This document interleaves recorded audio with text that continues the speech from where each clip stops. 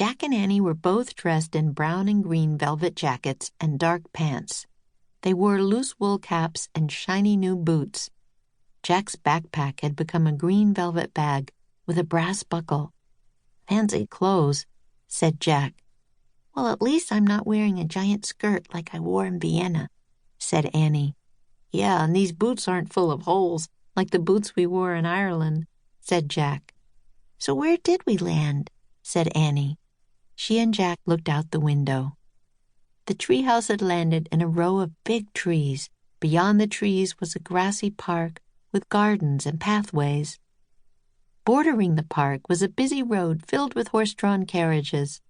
Autumn sunlight shone on rooftops, towers, and church steeples. Black smoke rose from hundreds of chimneys. "London looks great," said Annie. "Let's start looking for Charles Dickens." "Wait, I'll check the book first," said Jack. Jack looked in the index of their book and found Charles Dickens. He turned to a page with a photograph of a handsome man with wavy brown hair and huge eyes. Jack read, "Charles Dickens was born in England in 1812. He is one of the most famous writers of all time." "Of all time?" said Annie. "Wow, he shouldn't be hard to find." "Maybe he isn't famous yet," said Jack. "If he is, why would he need our help?" "Good question," said Annie. "Let's start looking for the answer." "Okay, but first you'd better hide your pigtails," said Jack. "Oh, right, I'm supposed to be a boy," said Annie. She tucked her pigtails under her cap. "In the past, girls didn't have many choices, did they? How do I look?" "Fine," Jack said. "Good, let's go," said Annie.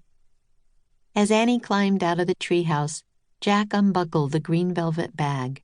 He put their research book and magic violin and bow inside. Then he buckled the bag and followed Annie down the ladder. When Jack stepped off the ladder, he heard jingling in his coat pocket.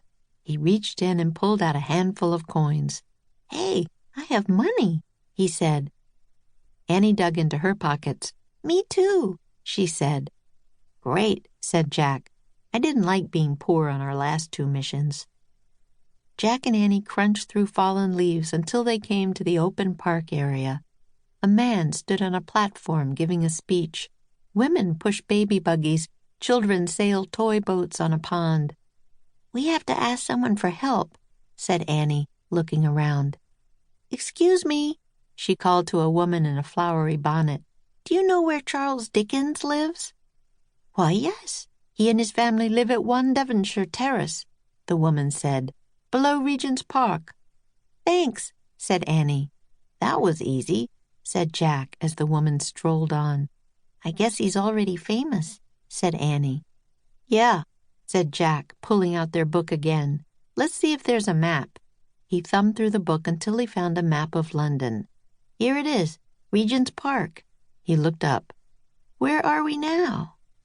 "That sign over there says Hyde Park," said Annie. "Wrong park," said Jack. He looked at the map again. "Okay, Hyde Park is here, and Regent's Park is here. They're pretty far away from each other." "That's okay," said Annie. "We have money, and London has carriages. This'll be fun." "Right," said Jack. "Let's go catch a ride." Jack and Annie hurried over the grass to the busy street bordering the park. Carriages of all shapes and sizes clattered over the cobblestones. 4 high-stepping horses pulled an elegant black coach. 2 donkeys pulled an old wooden wagon with benches. "Excuse me," Jack called to the driver of a small red carriage waiting on the street. "Can you take us to 1 Devonshire Terrace, below Regent's Park?" The driver smiled down from his seat. "Indeed, sir," he said. "I would be proud to carry 2 fine young gentlemen across our fair city."